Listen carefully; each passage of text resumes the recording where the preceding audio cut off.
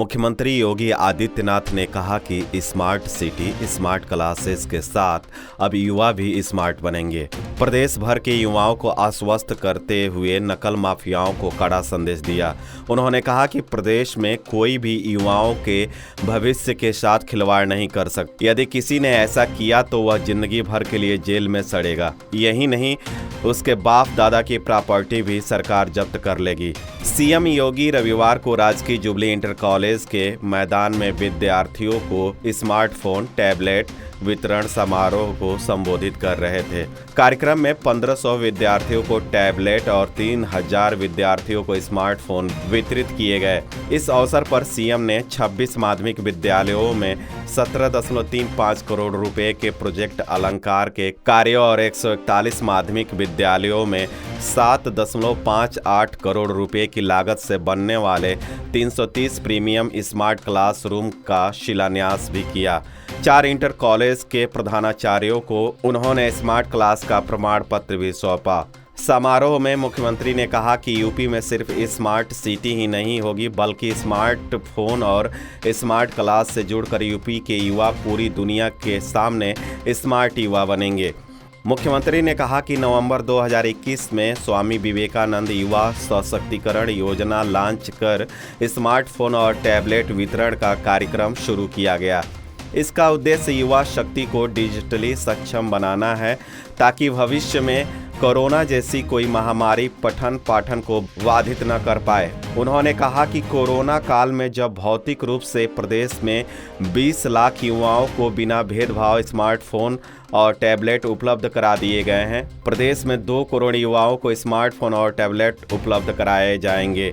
उन्होंने बताया कि इन स्मार्टफोन और टैबलेट में केंद्र और राज्य सरकार भी उन योजनाओं को भी जोड़ा गया है जो युवाओं के भविष्य और उनकी आत्मनिर्भरता के लिए आवश्यक है। तकनीकी रूप से सक्षम होकर युवा आगे बढ़ेंगे और विकसित भारत की परिकल्पना को साकार करने में अपना योगदान देंगे। उन्होंने युवाओं को आह्वान किया कि यूपी को डिजिटली इंडिया का अग्रणी बनाने का संकल्प लेकर आगे बढ़े। उन्होंने कहा कि विद्यार्थी स्मार्टफोन का उपयोग पाठ्यक्रम और सरकार के लाभकारी योजनाओं को जानने के लिए करें।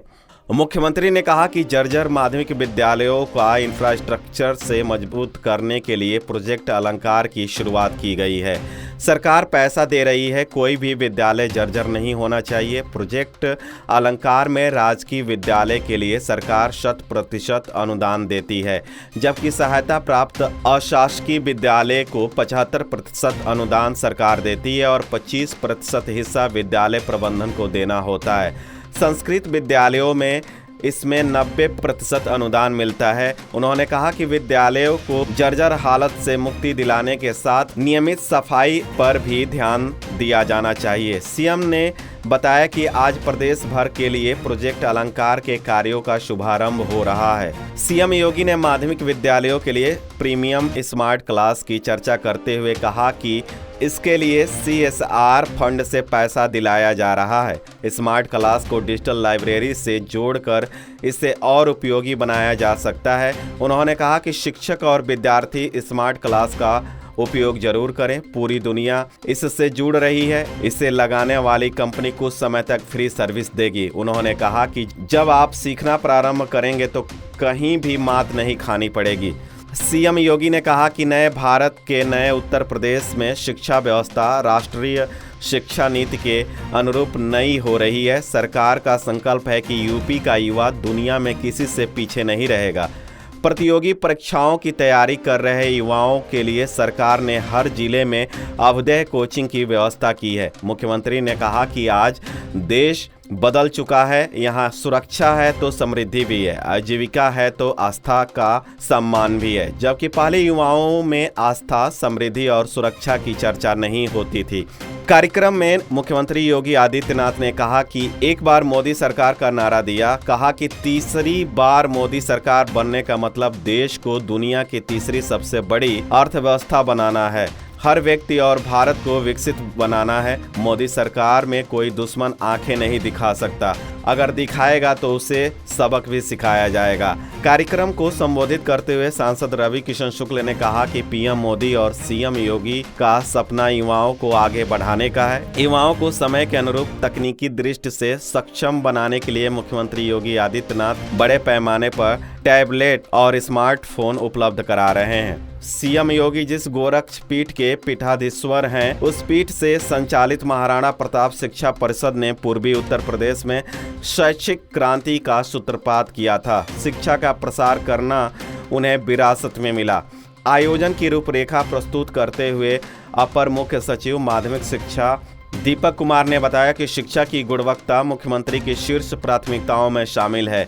इस अवसर पर महापौर डॉक्टर मंगलेश श्रीवास्तव, विधायक विपिन सिंह, प्रदीप शुक्ला, भाजपा के जिला अध्यक्ष युधिष्ठिर सिंह, महानगर अध्यक्ष राजेश गुप्ता या सरकार के द्वारा अनुदानित अशासकीय इंटर कॉलेजेज में भवन निर्माण के लिए सरकार के अनुदान कार्यक्रम को आगे बढ़ाने का एक नया अभियान है। इस कार्यक्रम में जुड़े हुए प्रदेश भर के हमारे सभी जो संस्थाएं आज इस कार्यक्रम के साथ जुड़ी हुई है, उसके भी प्रधानाचार्य और वहां के छात्र छात्राएं भी होंगी। इन सभी कार्यक्रमों खासतौर पर जो चुनौती हमारे सामने आती है वह चुनौती होती है, जैसे इस सदी की सबसे बड़ी महामारी थी कोरोना। कोरोना में स्कूल कॉलेजेस बंद हो गए, ठप हो गए, पठन पाठन बंद। कैसे हम लोग इस कार्यक्रम को आगे बढ़ाएं? तब प्रधानमंत्री मोदी जी ने एक विजन दिया था कि अगर फिजिकली प्रेजेंस होना कठिन है तो हम लोग तकनीक का उपयोग करें। लेकिन इसके लिए भी दो चीजें महत्वपूर्ण थी। एक, अगर विद्यालय से वर्चुअली क्लास लेनी है तो उनके पास स्मार्ट क्लासरूम होना चाहिए।